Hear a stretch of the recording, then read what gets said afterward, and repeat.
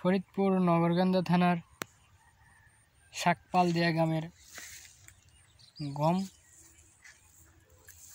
2024 সালের ফেব্রুয়ারি মাসে। দেখছেন গমের দানা বিখ্যাত পিএস, একবারে সুষ্ঠু দানা, যাতে কোনো রোগমুক্ত, সুন্দর দানা হয়েছে, ভরপুর দানা। না দেখতেই সাথে দেখছেন পেঁয়াজ, না দেখলে মিস করবেন, পিএস না দেখলে মিস করবেন। ফরিদপুরের পিএস এত সুন্দর, না দেখলে মিস করবেন। এই ধরুন দেখছেন পুরা চক, শুধু পিএস আর পিএস, শুধু পেঁয়াজ আর পেঁয়াজ, কিছু গম আছে। দেখেন নতুন গমের ভিতর ঘাস হয়েছে, ঘাস উঠায় ফেলছে।